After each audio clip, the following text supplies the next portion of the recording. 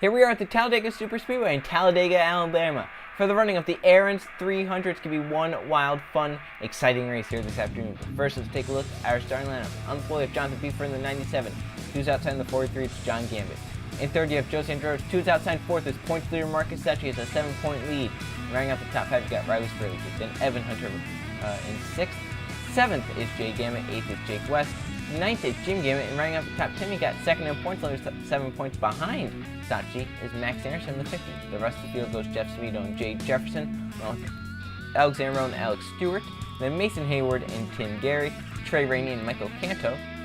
Then you got Carter Friesen and Tim Randolph, Jeff Bright and Joe Jefferson, and Jason Larker and Tyler Lyman, Patrick Smith and Kyle Hunter, Jake Richardson and Code Luigi, then Colton Yo and Brayson Collins, TJ Hanley and Eli Bright, Julius Anderson and JP Hanley, Steve Larker and Justin Heath, Levi Schoen, Jason Smith Jr., Luke Rainey and Isaac Nichols, and then running up the field in 41st is Robert Hernandez. 42nd is the 19 car of Derek Himmel. So there's your 42 car field. Track position does not mean much here at Talladega. You can go from the back to the front easily, go from the front to the back very, very easily. So let's now go down trackside for the command.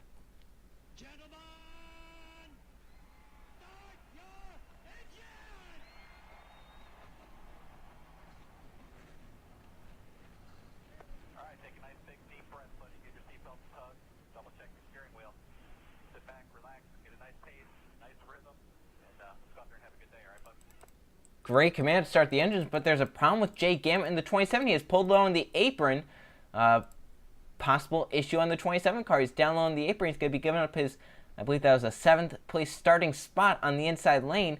And now he's going to be on pit road with the pace car possibly to start this race out. So already issues developing on some cars. We haven't even taken the green flag. So 2.66 mile oval in Talladega, Alabama. Site for the next race with the Aaron's 317 laps as the pace car making left-hand turn to pit road. Jonathan Buford to his outside, John Gambit. 17 laps of 3 and 4 wide racing. Pace car is in. Here they come down the front straightaway into the tri-oval. We can see the restart zone right there. That's where Jonathan Buford's going to get the start of this race. We are green flag racing at Talladega Superspeedway.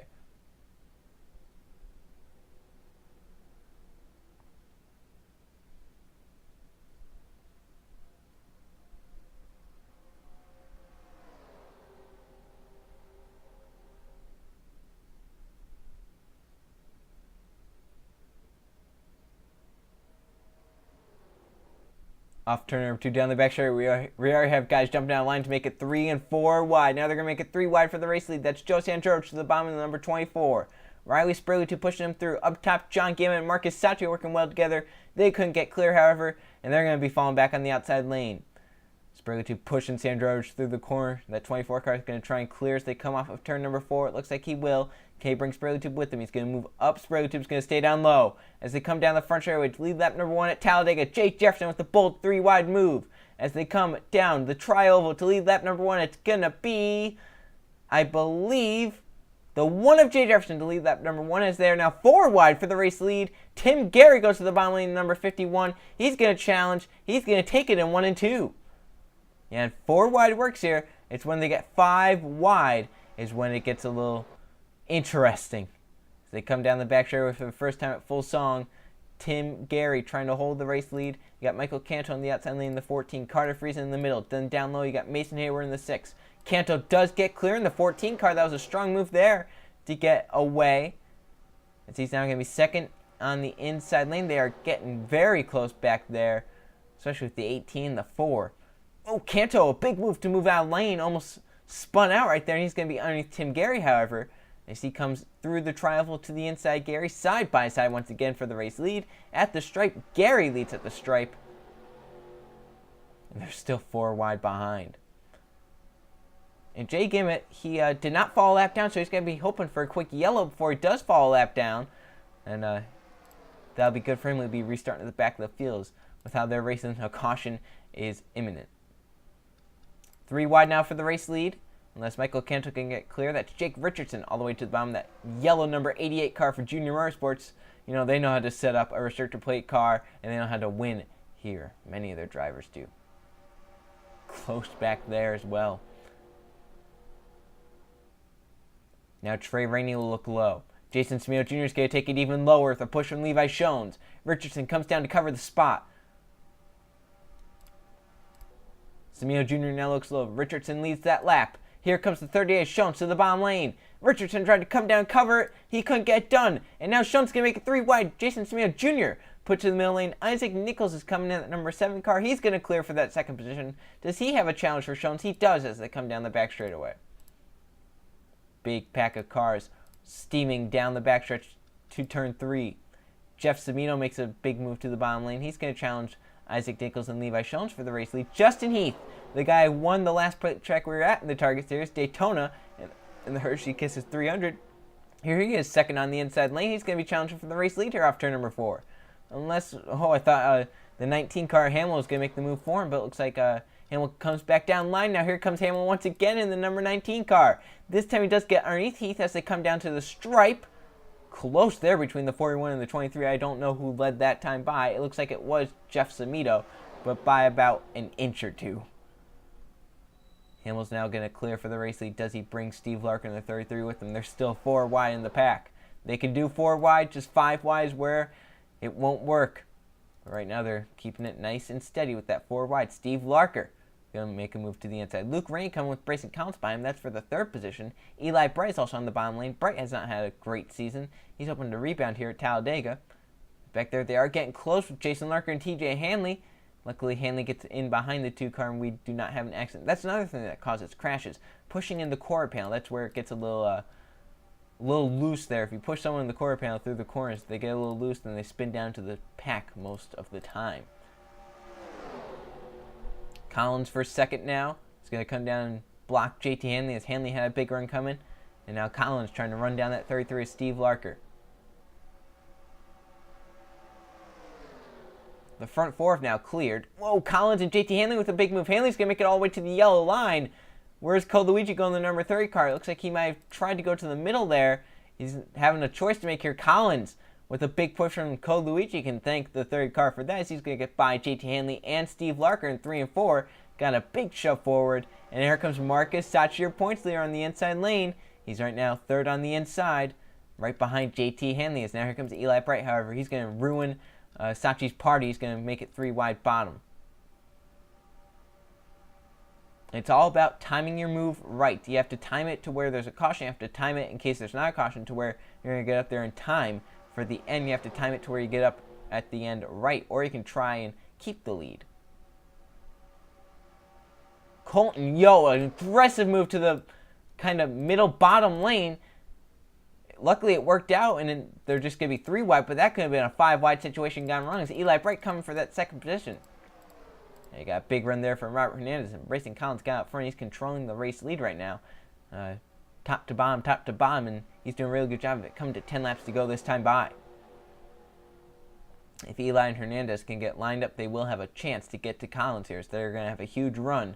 2 cars are faster than 1 here at Talladega. And you can see that Eli Bright getting a big run onto the 01 car. However, he has no one behind him to try and help him make the move past Collins for the race lead. They're going to be 3 wide battling back here. Riley Sprayletube gets underneath John Gambit. Big moves being played here at Talladega.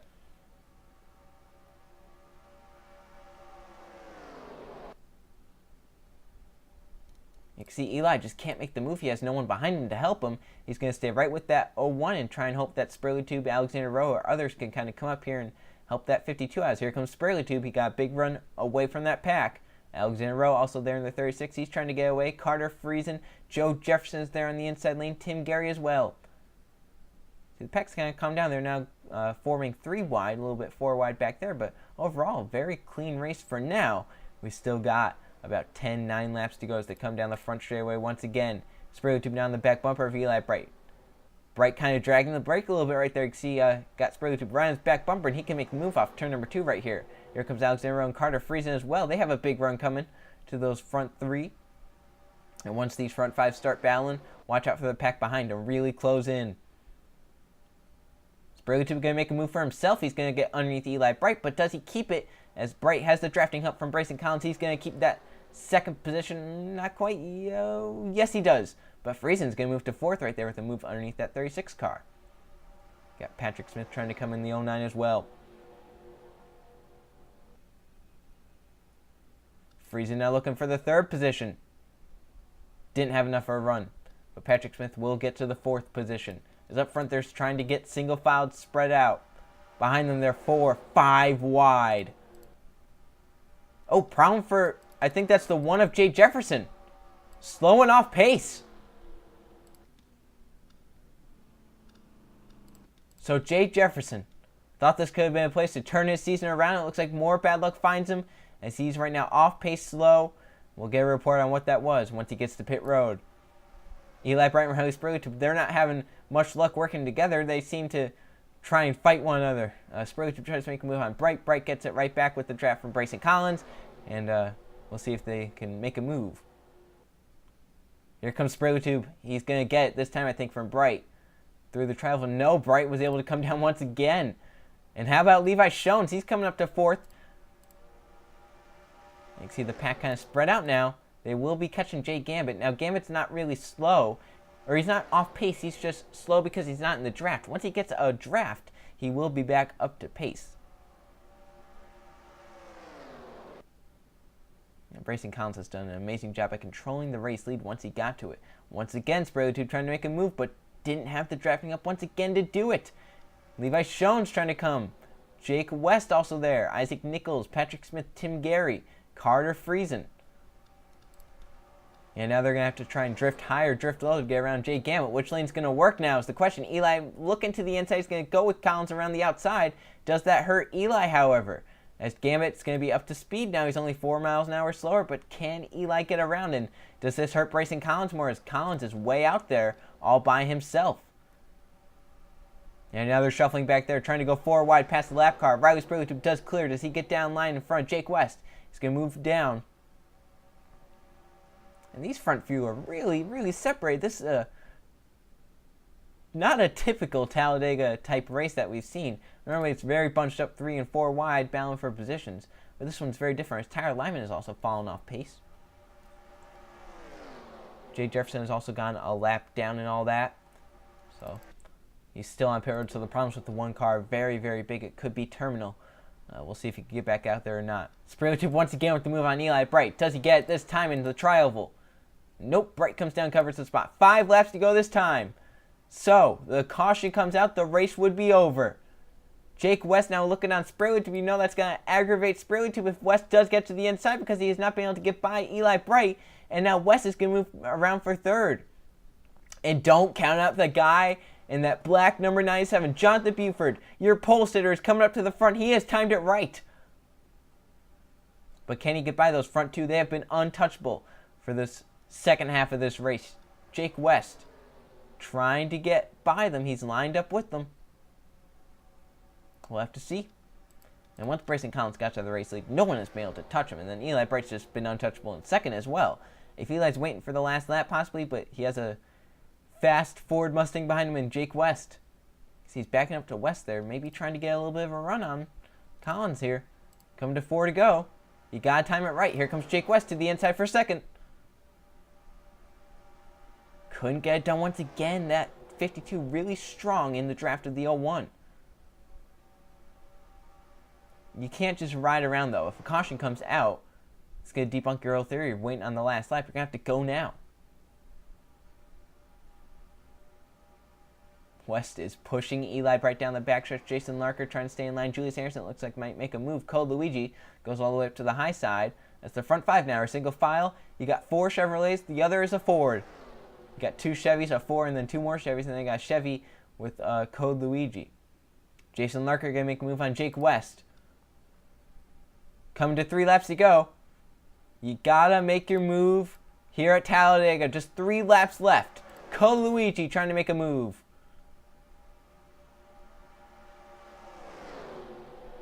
And can anyone get by Bryson Collins within these next 3 laps? Michael Canto with a move to the bottom lane. He's trying to get to these front 4.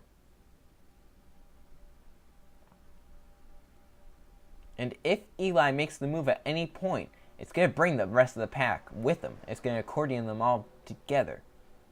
The question is, can Larker and Luigi help him? I think you have to make a move now. You're coming to 2 laps to go. You can't be waiting until this last lap. Or does Collins just have too good of a car? Here comes Larker, down low. This time it's going to work. Eli Bright shuffled to the high side, but yes, drafting up there with Cole Luigi. Coming to 2 laps to go. Larker stays underneath Eli Bright. He's going to have a chance to get up there and battle with Brayson Collins with just 2 laps of racing to go. Larker with a push from Michael Canto now. Trey Rainey's also there in the inside lane. They have to get lined up, though. They have to really get lined up. Brayson Collins is way ahead. Jay Jefferson, if he merges into the pack, that could cause a yellow and end this race. He'll stay as low as he can. I don't think he will cause a crash. Here they come. 3 wide, trying to get up to the front. Does Jason Larker have anything for that 01? Does Trey Rainey have anything? Does John Gammon have anything as they come off turn number 4? Here it is, white flag. This time for Brayson Collins. He's dominated the second half of this race. Has he been able to stay out front? Does Jason Larker have anything for him? One more time around Talladega. Larker, I don't think he has the speed. They're 4 wide behind. He needs some help, and he has no help with them battling back. 2 teammates are coming back. Jeff Bryan, Jake Richardson. And they got the 3rd teammate, Junior Motorsports teammate, Isaac Nichols, also there in the inside lane. Down the back straightaway for the final time here today. They're shuffling behind 3, 4 wide. They're getting pretty close in the pack. No one has been able to touch Brayson Collins as they enter 3 and 4 for the final time. Is there going to be one last ditch effort? A second win this season would be huge for Collins, who would lock himself into the chase. As they enter the front straightaway into the trial, they will come. Jeff Bright going for second behind. It's all going to help Brayson Collins get to the victory lane. As he comes down the trial, dominating performance at Talladega, Collins wins it. And look at the pack. See the guys kind of hanging out in the back. It didn't work out for them. They were hoping for a crash possibly. But Brayson Collins' second victory of the season. He won his first at Auto Club. And he gets another one here at Talladega. And 2 victories on the season. It should definitely propel him into the chase. And he should definitely be one of the favorites once the chase comes around. So now let's go look at the finishing results. Here are the finishing results from the NR2003 at Talladega. There were no caution flags. Surprisingly, they were racing mighty aggressive there. And 5 lead changes among 6 different drivers. Brayson Collins got out front for the final 12 laps, and he never looked back. He was able to block the field and get that victory. Second was Jason Larker. He couldn't really do anything. He got to the second position, but he didn't have any help behind him. Jeff Bright tried for the second spot. He ends up with 3rd. His teammate Jake Richardson ends up 4th, and Justin Heath 5th. Then Isaac Nichols, the other Junior Motorsports car. So Junior Motorsports, 3rd, 4th, and 6th. That's a great day for that company. Then you got Patrick Smith in 7th, Tim Randolph in 8th, Colton Young 9th, and rounding out the top 10, you got Julius Anderson. So there's your top 20. See Max Anderson, the guy who was second in points coming into the day, ends up 19th. The guy that started on pole, Jonathan Buford, kind of got up there late, fell back, and he ends up 17th. Not what he wanted as we look down 21st to 40th. Trey Rainey was up there with 2 laps to go, and he finishes 21st. Just shows how much it can change in 1 lap. And then some guys tried to hang out towards the back, waiting for if there was possibly going to be a crash. That was Luke Rainey, Kyle Hunter, Marcus Sachi, Robert Hernandez. Sachi, your points leader, ends up back there in 38th. Not what he wanted.